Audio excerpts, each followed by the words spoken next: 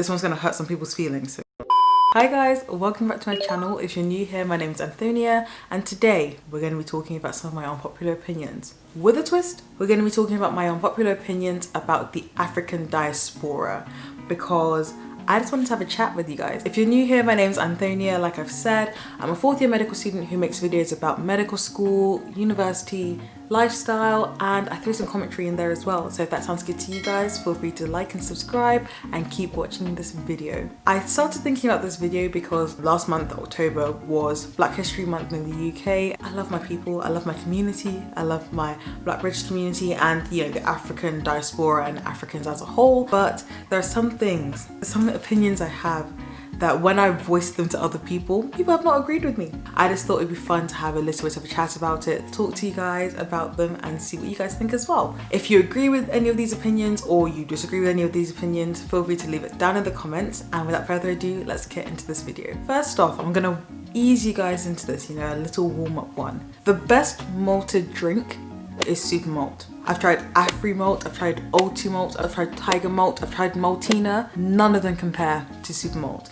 And the hate that it gets, uncalled for, unwarranted, undeserved. All the other malted drinks, they have some weird aftertaste. There's always a little bit of a in your mouth, but super malt is smooth. It's lovely, it doesn't attack you with any aftertaste. It's filling a little bit as well, which I know all malted drinks are, but still, super malt is the best. It has the best taste. I'm always seeing people on Twitter debating every day, oh, super malt isn't the best, blah, blah, blah. Why? I will not hear any super malt slander, full stop. I think the best time to first try super malt is when it's cold, as in drinking it with ice, or it's been in the fridge or freezer for a long time and you're just drinking that cold sip and it's beautiful. Honestly, super malt is the best malted drink and it's a top 3 drink, definitely. When you're going to your hall parties, super malt is always one of the ones you're looking out for. Looking out for Fanta as well, the African Fanta, of course, the way that is filled with sugar, beautiful. And you're looking for Rio, you know, the real classics. No one's looking for Tiger malt. No one's looking for any other malted drink like that. Nothing else is on super malt's level. Next up, this one's gonna hurt some people's feelings. Okay, before I start this point is gonna be about African accents, right? Number one, if you're not African, I shouldn't be hearing you guys attempt African accents. I don't know, some people get annoyed when I bring up this point and when I say this, but it's not in your wheelhouse. The likelihood is you probably won't be able to do a good one anyway. Stop. Now for my Africans in diaspora. Not all of you guys can do your home accent, and I'm using the word African accent as like a catch-all. There are many different countries in Africa with different accents. Different regions in different countries in Africa have different accents. I know. But not all of you guys can do your accent. And if it doesn't come naturally to you, so for example, obviously I have a British accent because I've lived in England for the majority of my life. It's fine if you can't do it, but stop forcing it. And stop with these corny African accents. It's so annoying to listen to. It's embarrassing. You're making fun of your own culture, your own heritage at this point. Stop. Either practice doing your home accent, or if you speak your home language, I find that really helps, you know, to bring it out of you. But these corny accents, the corny like African uncle, if I hear that Ugandan knuckles meme one more time, someone's gonna have to catch these hands, you know? It's not funny. I find it very annoying and tacky. That's gotta stop. All right, the next point I have is quite a big one for me. It's a bit more serious, I guess, than the first two I've mentioned, but I will talk about it anyway. I think there's a fundamental difference between saying that somebody sounds white or doesn't sound black and saying that somebody is well-spoken. Let me get into this. I'll take the first comment, so you don't sound black, you sound white. Now, for me, that is always offensive. That is always offensive. I get this comment a lot. I've had this comment a lot in the past, and even recently I've had this comment. The way that I interpret that comment is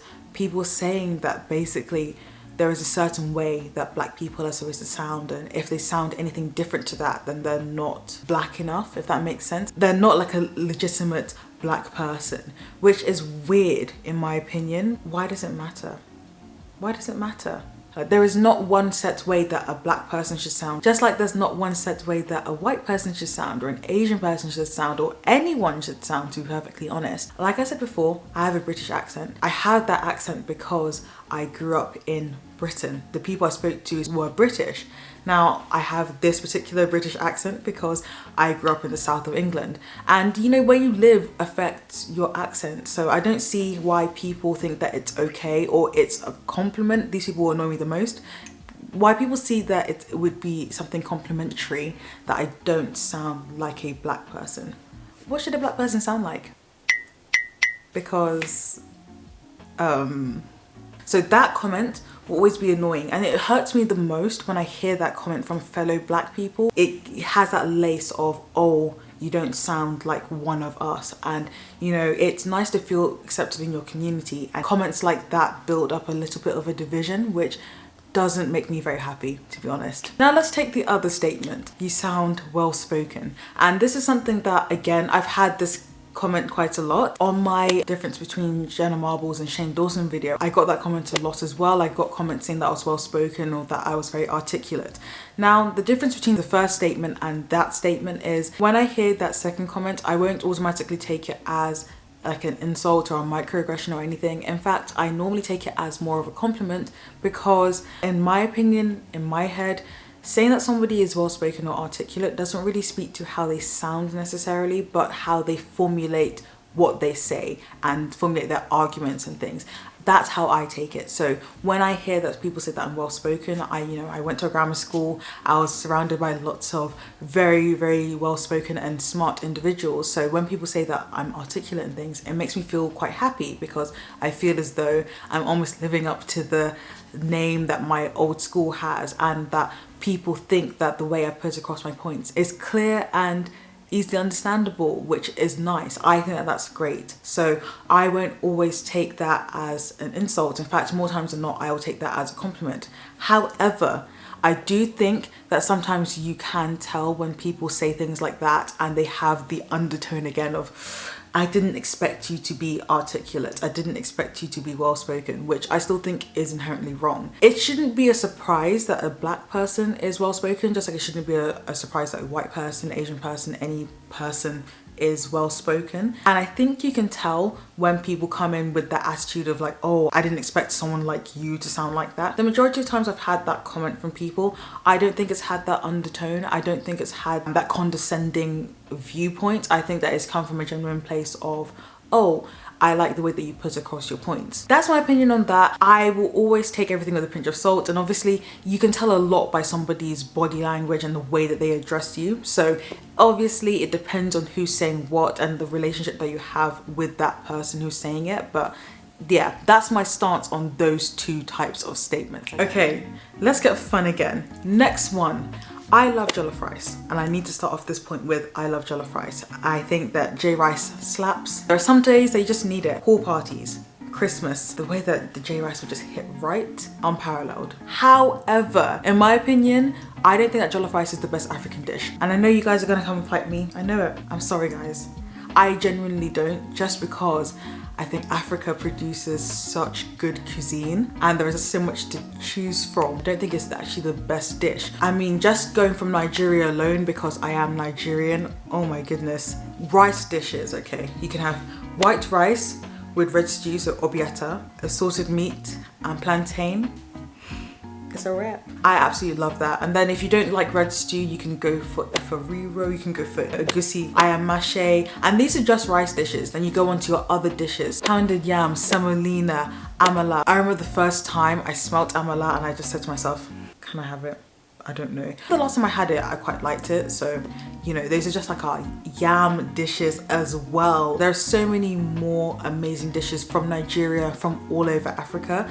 I don't think that jollof rice is the best. Nigerian fried rice. My mom's fried rice, elite. My mom's jollof rice is amazing anyway, but my mom's fried rice, wow. What I will say for jollof rice is that the way that each country has taken J rice and has put their own twist on it and spin on it, the subtle changes in flavor and things that are highlighted in the rice, amazing. Having said that, of course Nigerian jollof rice is the best jollof rice, and that's not an unpopular opinion, that's a fact. I know that you guys are gonna hate on me for that one, but I have to stay true to myself. Next one. I think that the diaspora as a whole needs to stop arguing. We need to stop bickering. We need to stop letting little things get us annoyed and divide us. I actually first started thinking about this with the Adele picture with the Jamaican flag bikini top and the Bantu knot, and I just saw how the conversation around it on Twitter devolved into just like petty arguments, especially between the African American and the Black British community. Whenever I see things like that, it always makes me really, really sad. We don't need to fight. We shouldn't be fighting about these things. Like, at the end of the day, we are living similar experiences just in different countries around the world, and we are so much stronger when we fight together. With the End SARS movement that's currently going on in Nigeria, it's been so nice to see not just the Nigerians in Nigeria talk about it, but Nigerians in America, in Canada, in Britain, in Europe talk about it, as well as other Africans both in Africa and in the diaspora spread around the world as well. It's so nice and it's so effective. You know, also Congo is bleeding with the abuse of justice that's going on there, the things that are going on in Ghana as well. It's so much nicer when we can put ourselves together and we can really fight together and fight for each other and enjoy together as well. Like I said, we are going through really similar experiences just in different places. That always kind of frustrates me. I also think with that point that it's not just on like an international level, it has to be also at home as well, like on a national level. I can speak on the Black British community because obviously I'm a Black British individual, but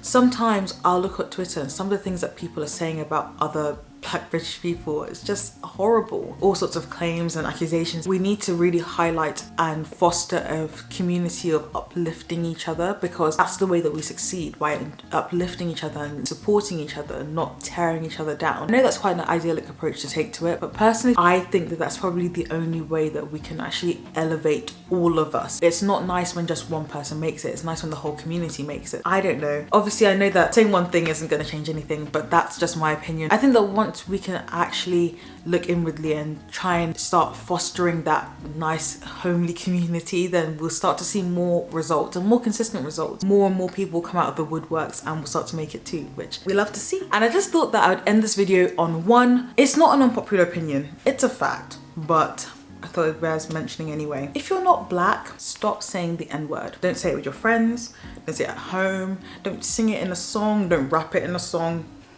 Stop saying the N-word. Like I said, it's not an unpopular opinion, or at least it shouldn't be an unpopular opinion, but the amount of people I see who just take liberties, the amount of times I've heard that, oh, my Black friends at home allow me to say the N-word. Don't assume that because somebody's allowing you to use a slur that I want you to use said slur in conversation with me, or that anybody wants to hear that. You know, even Black people using the N-word with other Black people isn't always appropriate. Some people just don't like to hear that word at all. So I think it's so presumptuous for anybody to go in and just assume that, oh, I can use the N-word because my Black friends let me do it. If you're not Black, you shouldn't be using it. I remember in first year, I was friends with these guys who were Asian, and they said to me that they should be able to use the N-word because they give me the pass to use the P slur against them. And I just remember thinking to myself, what does that mean? I don't want to use that slur ever because it's not appropriate, it's not right. And trying to leverage like, oh, you can use my slur if I can use yours, doesn't make sense to me. It's childish behavior. It's one word, or like two variants on one word, or I guess like three, that you can't use because of the racial context and meaning behind it, okay? It's a reclaimed word, so the Black community will use it, but it's not for everyone and anyone to say, especially when you're not part of that community. You need to hear that stop. That brings me to the end of this video. I hope that you guys have enjoyed hearing my unpopular opinions. Feel free to leave your opinions down in the comments. It'll be interesting to hear what you guys have to say about these things that I've raised in this video as well. If you're not already subscribed, then feel free to subscribe, like this video, share it with anyone that you think would get a laugh out of it, or you know, needs to hear what I'm saying, some of these facts that I'm spitting. And yeah, I'll see you guys in the next video. Bye.